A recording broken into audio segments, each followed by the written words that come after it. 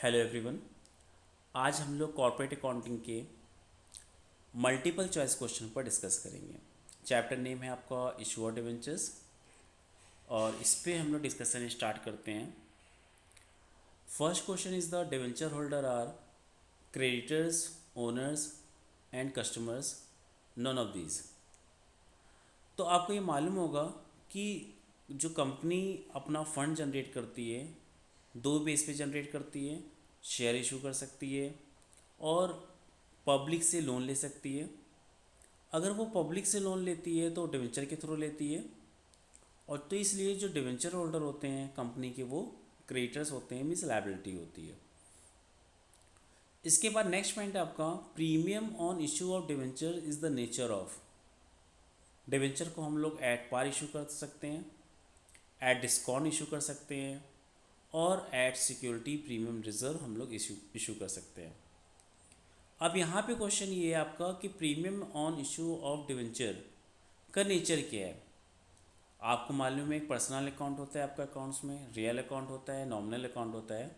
Then premium on issue of debenture, this is the profit, और profit और loss को हम लोग अटैच करते हैं नॉमिनल अकाउंट से, तो इसका करेक्ट आंसर है नॉमिनल अकाउंट। थर्ड पॉइंट से आपका premium on redemption of debenture is the nature of. दो प्रीमियम होते हैं, एक प्रीमियम आपको at the time of issue मिलता है which is called security premium reserve, और एक प्रीमियम होता है जो आपको डिवेंचर के पेमेंट के टाइम देना होता है, this is called premium on redemption.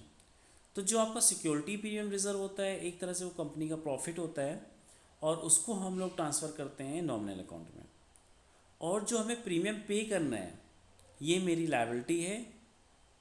किसी पर्टिकुलर डिवेंचर होल्डर को हम पे करेंगे। सपोज़ आपने अगर पैसा लगाया है डिवेंचर में 1 लाख रुपीज़, और कंपनी के टर्म्स एंड कंडीशन में था कि जब भी पेमेंट होगा आपको 10% एक्सेस पेमेंट होगा, तो आपको जो पेमेंट मिलेगा वो मिलेगा 1,10,000। तो ये आपका एक तरह से आपके लिए प्रॉफिट हो रहा, बट कंपनी के लिए लायबिलिटी है, कंपनी को ये पे करना होगा इन फ्यूचर। तो आपका premium on reduction of debenture का जो नेचर होता है वो होता है पर्सनल अकाउंट, राइट। लायबिलिटी हमेशा पर्सनल अकाउंट से ही अटैच की जाती है, ये बात भी आप ध्यान रखिएगा। Loss on issue of debenture is in the nature of, यहाँ पे लॉस हो रहा है अगर हम डिवेंचर इशू करते हैं, डिस्काउंट पे इशू किया है हमने, डिस्काउंट पे इशू किया और प्रीमियम पे पेमेंट करना है, या हमने एट पार इशू किया और प्रीमियम पेमेंट करना है, दोनों ही कंडीशन में इसको हम लॉस ट्रीट करते हैं। और loss is the part of the nominal account. जो भी आपके एक्सपेंसेस होते हैं, जो भी आपके लॉसेस होते हैं, उसको हम नॉमिनल अकाउंट से अटैच करते हैं, तो इसका करेक्ट आंसर होगा आपका nominal account. Next point is the premium on redemption of debenture account is a. इसके पहले भी हम लोग डिस्कस कर चुके हैं, उसमें नेचर गिवन था, और इसमें हमें ये बताना है कि जो प्रीमियम का हम पेमेंट करेंगे इसका नेचर क्या है। ये एसेट्स है, लायबिलिटी है, एक्सपेंसेस है एंड रेवेन्यू है, तो हमें इसका पेमेंट करना है, दिस इज़ लायबिलिटी। जब भी कंपनी को रिडीम करना होगा डिवेंचर को, तो प्रीमियम का भी पेमेंट करना पड़ेगा, अगर उसके टर्म्स एंड कंडीशन में गिवन था, तो ये आपकी लायबिलिटी शो होती है। Next question is the according to new schedule 6 debenture are shown in the company balance sheet under the head. ये आपको क्लियर करना होगा कि मेजर हेड्स क्या होते हैं और सब हेड क्या होते हैं। इस पे भी हम कंपनी फाइनल अकाउंट पे भी डिस्कशन हम लोग कर चुके हैं। टोटल आपके कंपनी बैलेंस शीट के इक्विटी लायबिलिटीज़ पार्ट में टोटल 4 पार्ट होते हैं। फर्स्ट आपका होता है शेयर होल्डर फंड, सेकेंड होता है आपका share application money pending allotment, third होता है आपका नॉन करेंट लायबिलिटीज़, और फोर्थ होता है आपका current liabilities. Share holder fund में share capital, reserve and surplus आते हैं।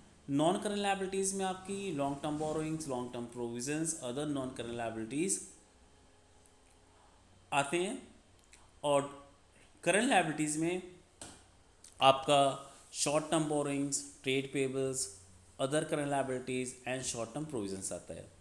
तो debenture is the part of the long term borrowings. Debenture long term borrowings का पार्ट है, और लॉन्ग टर्म बोरिंग्स आपकी किस में आती है, नॉन करंट लायबिलिटीज़ में आती है। तो 6 का करेक्ट आंसर होगा non current liabilities. The journal entry for debenture issued at par and are redeemable at par.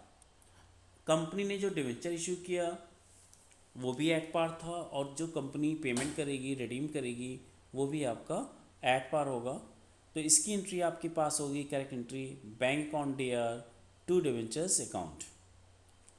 Next है आपका loss on issue of debenture is a revenue expenditure, deferred revenue expenditure and capital expenditure and none of these. इसमें आपको revenue expenditure और default revenue expenditure के में जो difference होता है वो आपको मालूम होना चाहिए। रेवेन्यू एक्सपेंडिचर बेसिकली जो हम करते हैं उसका बेनिफिट हमें 1 ईयर के लिए मिलता है, और कोई ऐसे expenses which is beneficial for more than 1 year, तो वो आपका होता है deferred revenue expenditure. For the example, world cup cricket tournament हो रहा, आपने एडवर्टीजमेंट पे हैवी एक्सपेंसेस किया।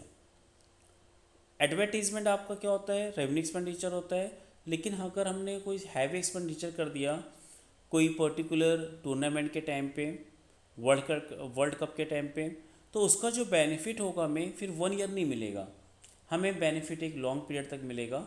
और जब किसी एक्सपेंसेस का और रेवेन्यू एक्सपेंसेस का बेनिफिट हमें एक लॉन्ग पीरियड तक मिलता है तो उसको हम बोलते हैं डिफर्ड रेवेन्यू एक्सपेंडिचर।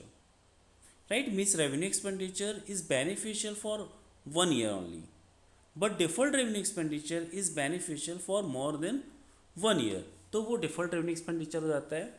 और फॉर द एग्जांपल, आपने 50 लाख रुपीज़ कोई एक्सपेंसेस किया एडवर्टीजमेंट पे, और आपको लग रहा है उसका बेनिफिट आपको नेक्स्ट 5 ईयर्स तक मिलता रहेगा, तो 50 लाख रुपीज़ हम एक साथ पैनल में ट्रांसफ़र नहीं करेंगे।